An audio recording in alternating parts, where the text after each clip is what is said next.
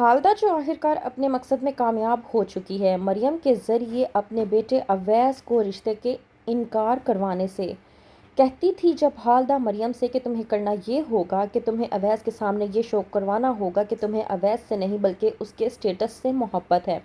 مریم جو خالدہ کے کہنے پر یہ سب کچھ کر دیتی ہے، لیکن دل ہی دل میں اپنے آپ کے بارے میں سوچتی ہے کہ وہ اویس کے بارے میں آخرکار کیا کر رہی ہے۔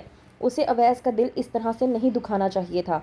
وہیں پر اویس جو کہ مریم سے بات کرنے کی کوشش کرتا ہے، لیکن مریم اویس سے بات نہیں کرتی، جس کی وجہ سے یونیورسٹی میں ہی ایک بہت بڑی بحث ہو جاتی ہے۔ آتی ہے انابیہ اور آ کر کہتی ہے مریم سے کہ مجھے ایک بات بتاؤ، تمہارے اور اویس کے درمیان میں آخرکار ایسی کون سی بات ہوئی ہے کہ جس کی وجہ سے ہر کوئی یونیورسٹی میں تمہارے اور اویس کے متعلق بات کر رہا ہے؟ ایسی بھی کون سی بات ہو گئی جو اتنا بکھیڑا کھڑا کر دیا ہے تم نے؟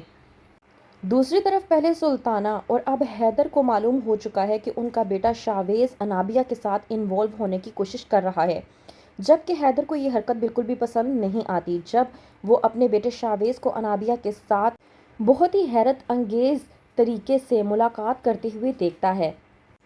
انابیہ جو کہ ہر روز مریم کے ساتھ اس بہانے سے شاویز کے گھر پر جاتی ہے تاکہ وہ شاویز سے ملاقات کر سکے۔ مریم جب پڑھا رہی ہوتی ہے سلطانہ کو تو وہیں پر انابیہ بہانے سے باہر چلی جاتی ہے شاویز سے ملاقات کے لیے۔ شاویز کے پاس ایک پھولوں کا بوکے لے کر جاتی ہے۔ اس دوران جب پوچھتا ہے شاویز انابیہ سے کہ کیا تمہیں پھول پسند ہیں، اور انابیہ جواب دے رہی ہوتی ہے شاویز کو، اور شاویز جو کہ بہت ہی محبت سے انابیہ کے بالوں میں پھول لگانے کی کوشش کر رہا ہوتا ہے کہ یہ سب کچھ حیدر دیکھ لیتا ہے اور وہ چلاتے ہوئے شاویز کو پکارتا ہے۔ انابیہ اتنے میں ڈر کر پھولوں کا بوکے نیچے پھینک دیتی ہے۔ وہیں پر جب شاویز اپنے والد کو غصے میں دیکھتا ہے تو وہ سمجھ نہیں پاتا کہ وہ آخرکار کیا کرے۔ دوسری طرف اویس جو برداشت نہیں کر پاتا مریم کے انکار کو، وہ لے جاتا ہے اس کو ایک سنسان گھر پر تاکہ اسے سمجھا سکے۔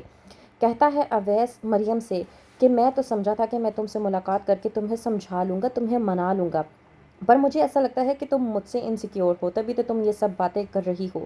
مجھے سمجھ نہیں آ رہی کہ میں تمہیں آخرکار کس طریقے سے سمجھاؤں۔ اویس جو کہ مریم کے ساتھ بات کر رہا ہوتا ہے اور مریم کو یہ سب کچھ پسند نہیں آتا۔ مریم اویس کو دھکا دیتے ہوئے کہتی ہے کہ اتنا بے تکلف ہونے کی ضرورت نہیں ہے، مجھے لگتا ہے کہ تم پاگل ہو چکے ہو، تمہارا دماغ خراب ہو چکا ہے۔ مریم جو کہ اویس کے ساتھ اپنے آپ کو انسیکیور محسوس کرتی ہے اور وہاں سے فرار ہو جاتی ہے۔ دوسری طرف نمرہ جو کہ کہتی ہے انابیہ سے کہ مجھے لگتا ہے کہ شاویز مجھ سے محبت نہیں کرتا، بس میں نے فیصلہ کر لیا ہے کہ میں شاویز سے بہت جلد شادی کر لوں گی۔ جب یہ بات انابیہ سنتی ہے تو وہ اپنے آپ سے کہتی ہے کہ نمرہ ایسا کرنے کی حماقت مت کرنا، دراصل بات یہ ہے کہ تم شاویز کے پیچھے بھاگتی ہو، اس وجہ سے وہ تمہیں اتنی لفٹ نہیں کرواتا۔ کیا تم جانتی ہو جو لڑکیاں لڑکوں کے پیچھے پیچھے بھاگتی ہیں، لڑکے انہیں اچھا نہیں سمجھتے۔ مجھے لگتا ہے کہ مجھے تمہیں یہ نصیحت کرنی چاہیے کہ تم پہلے اپنی تعلیم مکمل کرو، اس کے بعد ہی تم شادی کا کچھ سوچنا۔ انابیہ جسے نمرہ کی بات سننے کے بعد یہ خطرہ پڑ چکا تھا کہ اگر نمرہ نے شاویز سے شادی کر لی تو اس کا تو پتہ کٹ ہی جائے گا۔ دوسری طرف انابیہ جو کہ مریم کو لے کر سلطانہ کے گھر پر جاتی ہے تو انابیہ کو دیکھنے کے بعد سلطانہ بے حد غصے میں آ جاتی ہے، کیونکہ حیدر سلطانہ کو بتا چکا ہوتا ہے انابیہ اور شاویز کے بارے میں۔ کہتی ہے سلطانہ انابیہ سے کہ تم کیا ہر روز مریم کے ساتھ یہاں پر آ جاتی ہو، یہاں پر مت آیا کرو، اور ہاں اگر مریم کی بات ہے تو میں اپنے ڈرائیور کو بھیج دیا کروں گی، وہ اسے پک بھی کر لیا کرے گا اور ڈراپ بھی کر دیا کرے گا، تمہیں ہمارے گھر پر روز بروز آنے کی ضرورت نہیں ہے۔ انابیہ سلطانہ کی یہ بات سننے کے بعد بے انتہا غصے میں آ جاتی ہے، تو کون سا نیا قدم اٹھائے گی انابیہ اور کیا کرے گی، جاننے کے لیے دیکھتے رہیے ڈرامہ سیریل ابلیس۔